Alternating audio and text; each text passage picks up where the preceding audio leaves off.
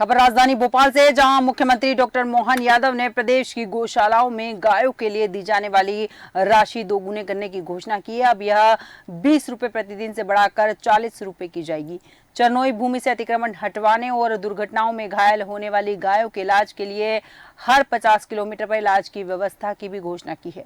Doctor Yadav Bhopal में गौशालाओं के बेहतर प्रबंधन पर आयोजित कार्यशाला के समापन सत्र में बोले थे। उन्होंने कहा कि अधूरी पड़ी गौशालाओं को पूरा करेंगे। मनरेगा राशि का भी उपयोग होगा। क्षेत्र से अगले साल तक गोवंश रक्षा वर्ष मनाया जाएगा और गौशालाओं को श्रेष्ठ संचालन के लिए पुरस्कृत करेंगे। मुख्यमंत्री डॉक्टर मोहन यादव ने ग्वालियर के जोरासी में अष्ट महालक्ष्मी मंदिर के प्राण प्रतिष्ठा कार्यक्रम में शामिल हुए और यहाँ पर मंदिरों का जीर्णोद्धार की बात भी कही। और इसी विषय पर विस्तृत चर्चा के लिए हमारे साथ हमारे एडिटर इन चीफ जय श्रीवास्तव जी जुड़ चुके हैं। जय श्रीवास्तव जी नमस्कार। जिस तरह से हम यहाँ पर बात कर रहे हैं, सीएम मोहन यादव ने गौशालाओं पर खर्चा जो है वो बढ़ाने की बात करी, 40 रुपए देने की बात करी है। आपको क्या लगता है कि ये गौशालाएं जो है लगातार, जिस तरह से गाय लगातार हादसों में मारी जा रही है और कई बार मवेशियों की वजह से हादसे हो रहे, क्या इस पर रोकथाम हो पाएगी? बिल्कुल, रोकथाम तो ठीक है। उसके अलावा जो है इनको जिस प्रकार से गौशालाओं के लिए राशि की वृद्धि की है और निश्चित रूप से काफी वर्षों से इसका डिमांड चल रहा था कि जो गौशाला में जो 20 रुपया दिया जाता है, तो ये 20 रुपया पर्याप्त नहीं है, क्योंकि आप देखिए अभी गौशालाओं की स्थिति कोई इतनी अच्छी नहीं है। कई बार सूखे की स्थिति के कारण से पानी के अभाव में गाय मरती है और कई जगह पर चारा के अभाव में भूखे मर जाती है। इस स्थिति में 20 रुपया पर्याप्त नहीं होने के कारण से अब यदि 40 रुपया प्रति गाय के हिसाब से यदि खर्चा उनको दिया जाएंगे तो निश्चित रूप से ये गाय पालन में सुविधा होगी। लेकिन एक बात मैं जो बताना चाहूंगा, पहले क्या होता था कि एक गाय गौशाला के पीछे जो चर भूमि है वो काफी बड़े मात्रा में जो है इसको गौशाला को दी जाती थी, लेकिन उसमें जो है जो भू माफिया है उन लोगों ने उस पर कब्जा करके उसको बेच दिए।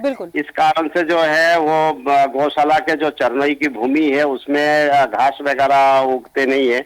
इस कारण से वहां पर गायों को खिलाने के लिए चारा बाहर से बुलाना पड़ता था। सरकार का उद्देश्य ये था कि चरनोई की भूमि से चारा का उसमें चारा बोया जाए और उसमें से काट के गायों को खिलाई जाए। लेकिन जब ये भूमि ही बेच दी गई है तो उस पर चारा कहाँ से उसमें मिलेगा।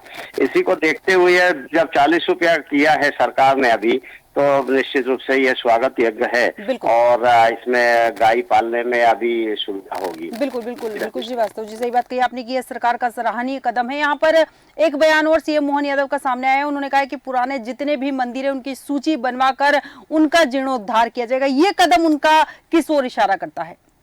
देखिए, ये जो गौशाला की बात हो या मंदिर के जीर्णोद्धार की बात हो, इसमें मुझे ऐसा लगता है कि काफी कुछ करने की आवश्यकता है। लेकिन एक बात जो यहाँ देखने लायक है, जिसमें सरकार को ध्यान देना चाहिए कि जो भू माफिया है उनसे बचाना पड़ेगा, चाहे वो गौशाला की भूमि हो या मंदिर की भूमि हो। इस पर नजर रखनी होगी। अगर 40 रुपया चारा के लिए गाय पालने के लिए अगर देंगे तो उस पर नजर भी रखनी होगी कि ऐसा ना हो कि उसमें कोई भ्रष्टाचार की भेंट चढ़ जाए। इसी प्रकार से जो है यदि मंदिर का जो है इसमें फिर से रिनोवेशन किया जाता है तो उसमें सिर्फ करके मंदिर के रिनोवेशन के साथ साथ मंदिर की जो जमीन है उस पर भी ध्यान देना पड़ेगा कि कोई जमीन जो है भू माफिया के हाथ पे ना चढ़ जाए और उसके जो है उसका अवैध खरीदी फरोख्त ना हो। इस कारण से इसमें मंदिर के लिए हो या गौशाला के लिए हो, विशेष करके ये दान करना या उनके लिए राशि आवंटन करना ही पर्याप्त नहीं होगा। उन पर वाच भी करना पड़ेगा कि ये लोग कोई भ्रष्टाचार तो नहीं कर रहे हैं और गाय के नाम पे जो 40 रुपया दे रहे हैं वो खुद तो नहीं खा रहे हैं। दूसरी बात ये है कि जो मंदिर के उसमें रिनोवेशन के लिए जो राशि दी जा रही है वो कहीं भ्रष्टाचार की भेंट तो नहीं चल रही है।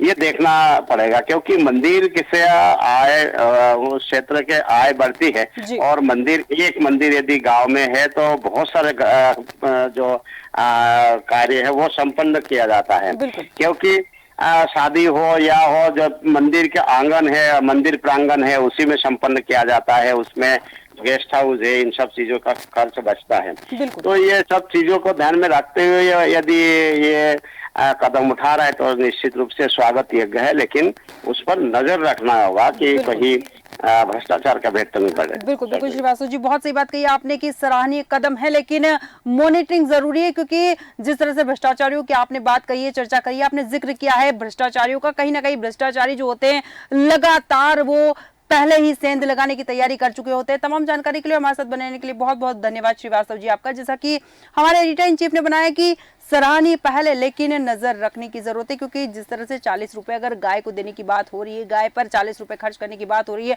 ऐसे में भ्रष्टाचारी वो 40 रुपए हड़प करने की भी योजना बना रहे होंगे। मंदिर में जीर्णोद्धार के लिए जो राशि खर्च होनी है उस पर, उस राशि को भी हड़प करने की योजनाएं अपराधी टाइप के जो लोग हैं वो बना रहे होंगे, लेकिन इन पर लगातार सरकार को मॉनिटरिंग करने की भी जरूरत होगी। अब देखना दिलचस्प होगा कि यहाँ पर सीएम मोहन यादव क्या एक्शन लेते हैं।